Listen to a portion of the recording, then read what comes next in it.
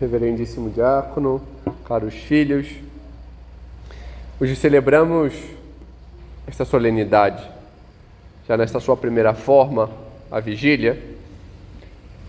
E como eu dizia no início, esta estrutura tem várias leituras, que na forma contracta tem possibilidades.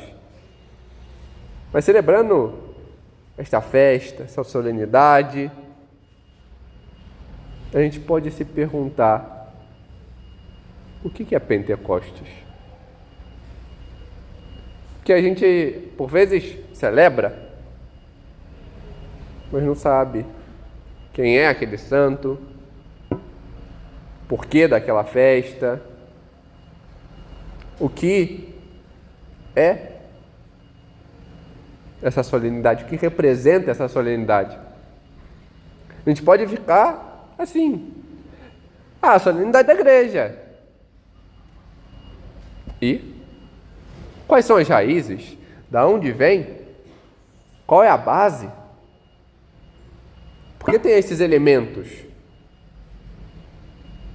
É necessário saber para aprofundar a nossa fé. Pentecostes, em primeiro lugar, não é uma festa cristã na sua origem. A sua base vem do judaísmo. E a gente pode ver presente nas Sagradas Escrituras, seja no Antigo, seja no Novo Testamento. Propriamente, no dia de Pentecostes, nos Atos, mostra-se isso, numa festa já comemorada. Às vezes a gente olha o Evangelho e pergunta: mas o que é isso aqui? Festa de tenda, a pessoa fazia o quê? Cabaninha? Das semanas, a pessoa ficava lá um monte de semana. A festa das tendas, a festa das semanas é hoje. É a celebração de Pentecostes. A gente tem que entender que os judeus eram, em primeiro lugar, um povo nômade.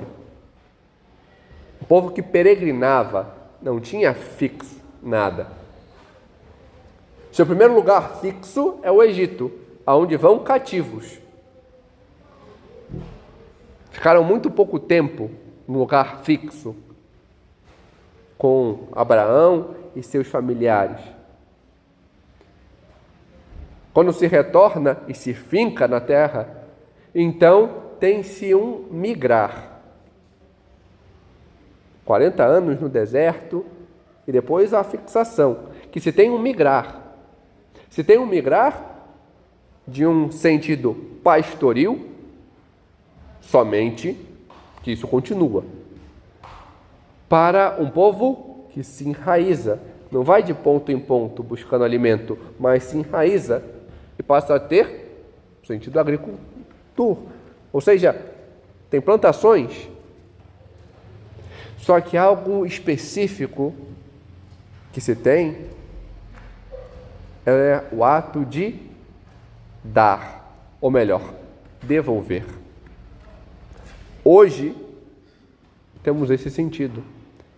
A festa de hoje é um ato de devolução,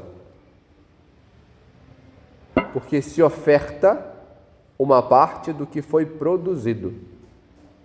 A festa de hoje é uma festa agrícola do povo de Israel.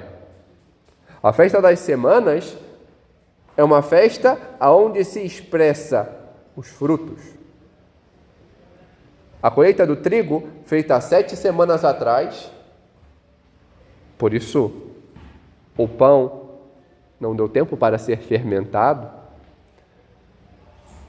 ele é conduzido e hoje se peregrina novamente a Jerusalém para se dar as primícias.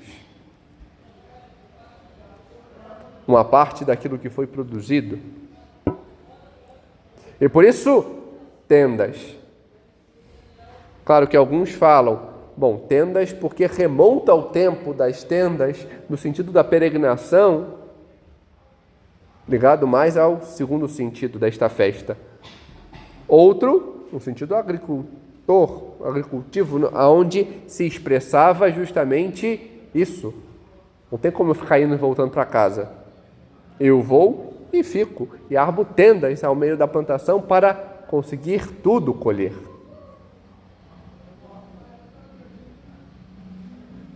Tem-se esse primeiro sentido, 50 dias, 7 semanas. E se ofertava no templo, no centro, a Deus, porque foi Deus. Esse sentido de entender que é Ele a razão.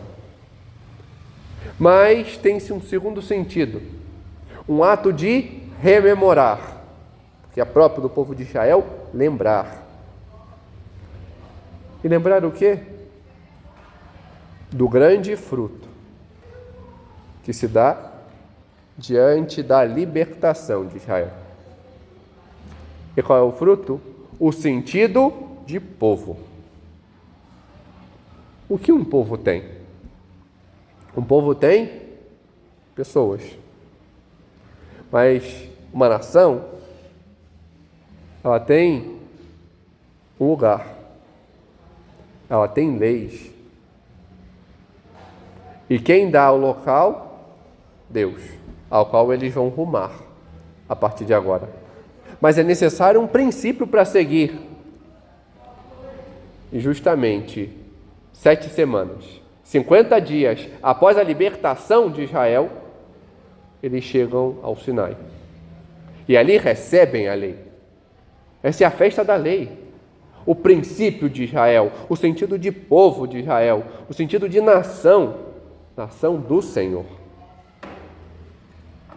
que ruma para segundo a vontade dEle, segundo a graça dEle. É isso que se celebra.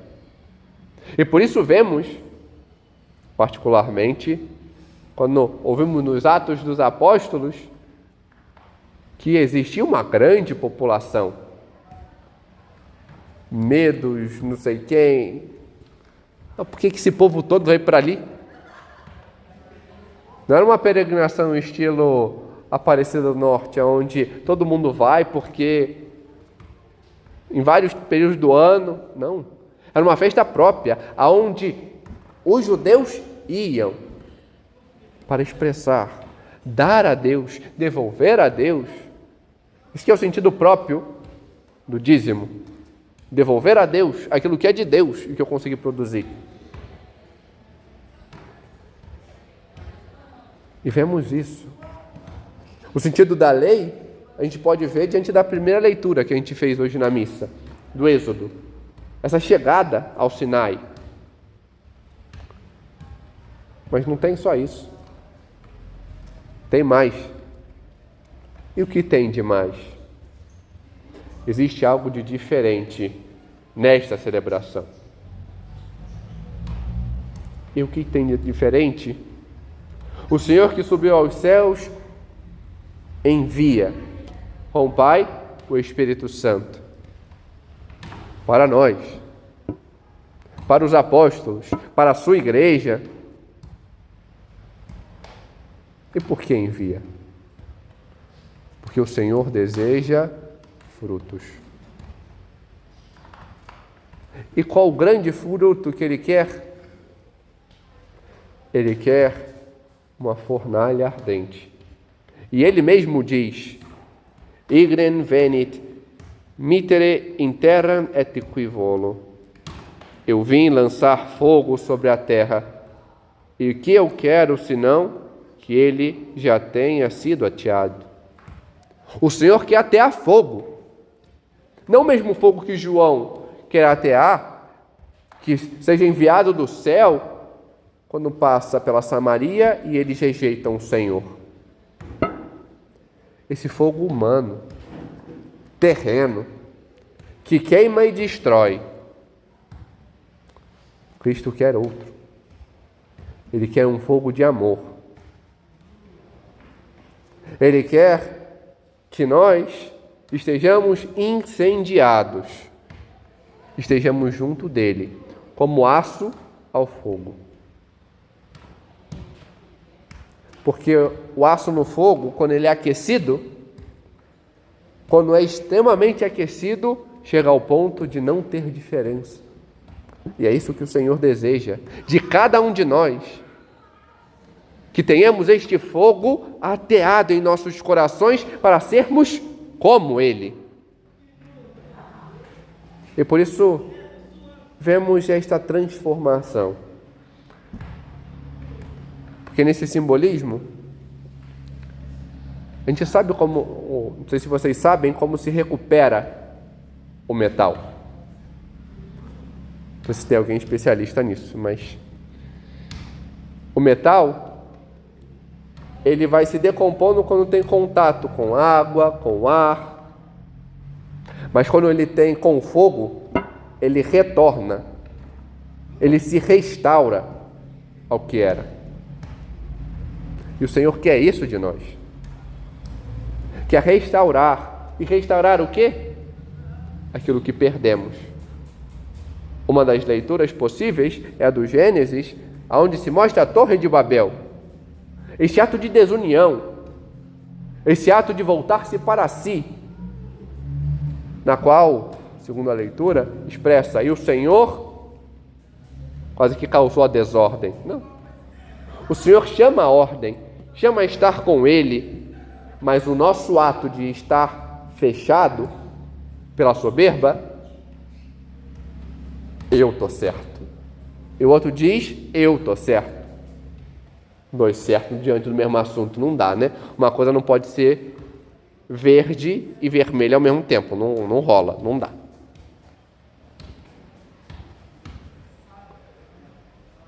E diante disso, a multiplicação das línguas, a confusão que se arma, o Senhor quer restaurar isso, e mostra isso em Pentecostes, aonde diante de diversas línguas, um fala e todos entendem, como se estivessem falando na sua língua. Mostra esse sentido de unidade que Ele quer para a sua igreja. Una, onde todos reconhecem a sua voz por meio dos seus pastores. Mas ao mesmo tempo quer não só uma união, mas que retornemos à vida. E é isso que Ele faz quando anuncia a terceira leitura possível é de Ezequiel. Diante da sua visão de um vale de ossos ressequidos, aonde profetiza, aonde eles se restituem em corpo, aonde diante do sopro do Espírito ele restitui a vida. O Senhor quer restituir a nossa vida, não uma vida para este mundo, não uma vida para o aqui, para o agora, mas uma vida para Ele. A vida da graça, a vida em Deus, é essa a vida que Ele quer que busquemos. E isso só com Ele, só estando nele, podemos. E este caminhar se dá diante desta transformação de vida, que Ele expressa de modo próprio, na última leitura possível, na primeira parte com o profeta Joel, onde ele mostra o que Ele quer com a nossa vida. Não essa vida, mas a vida nele. Estando unidos a Ele, sendo imagem dele, estando verdadeiramente transformados e vivificados por Ele, quer que anunciemos. Sejamos profetas para o nosso tempo, anunciemos a Sua palavra, testemunhemos com a nossa vida. É isso que Ele quer. Este ato de transformação, e por isso é bem explícito o que o Salmo nos responde. Enviai o vosso Espírito, Senhor, e da terra toda a face renovai. Toda a face. Renovai a terra inteira, porque o Senhor quer que todos estejam com Ele. Ele envia o seu Espírito à sua igreja, aos apóstolos, a nós, para que busquemos isso. Quer que tenhamos esta transformação. Mas nos questiona. Quais são os frutos? Que hoje, nesta festa das primícias, nesta festa dos frutos, quais são os frutos que nós podemos apresentar ao Senhor? Qual o fruto que eu consegui diante deste tempo? 50 dias se passaram. E qual é a minha mudança? Será que eu mudei? Será que eu me converti? Ah, padre, mas eu já fui à igreja. Eu faço parte da Pastoral X. Não quer dizer nada. Eu posso fazer muitas coisas, mas ser mais um. O Senhor quer uma conversão de fato. E para ser convertido, eu não preciso fazer parte de 500 pastorais.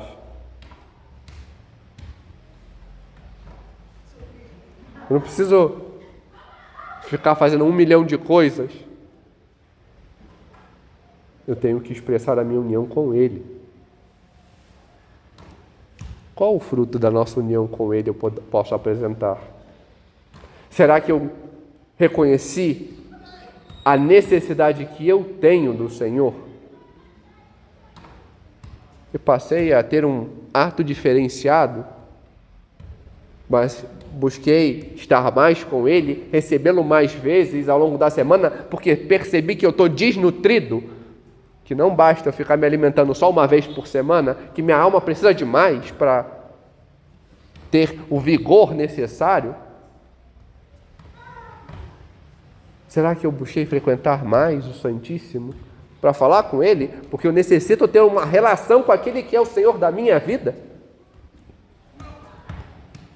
Será que eu passei a testemunhar mais na minha casa? Sendo mais paciente, tendo mais empenho nos meus afazeres, no meu trabalho. Quais são os frutos? Será que eu sei escutar o Senhor? Ou meramente ouço sem atenção? Será porque quando a gente escuta, quando a gente tem atenção em guardar aquilo que Ele diz, a gente sabe obedecer. Eu sei obedecer o Senhor? Eu sei obedecer o que a sua igreja diz? Ou eu continuo fazendo a minha vontade, o meu querer, porque sou eu? O Senhor, Ele quer gravar em nós a sua lei. Não mais em tábuas de pedra como fez no Sinai. Ele quer gravar nos nossos corações. E a lei que Ele quer gravar é a lei do amor. Ele quer gravar com o fogo do Espírito Santo. Ele quer que nos abramos à sua vontade. Ele quer que tenhamos esta transformação. Mas para que isso aconteça, uma coisa é necessária: querer. Eu devo querer que o Senhor venha. Eu devo querer mudar. Eu devo querer fazer a vontade dEle. Mas querer não da boca para fora. Querer de verdade. E como querer de verdade? É fácil. Eu devo querer como um avaro quer o ouro. E ambiciono o ouro. Eu devo querer como uma mãe não anseia estar com seu filho. Eu devo querer como um ambicioso deseja as suas honras e quer ser visto e honrado por todos. Eu devo querer como um jovem mundano quer os seus prazeres. Quando eu quero assim, aí sim o Senhor faz a obra em mim, porque eu quero de verdade, porque eu dou espaço ao Senhor para agir em mim, porque eu passo a escutar e fazer aquilo que Ele quer. Dentre todas as criaturas, uma quis e deixou que o Senhor agisse nela mais do que todos, a Virgem Maria. O seu querer era forte, que deixou que o Senhor operasse nela.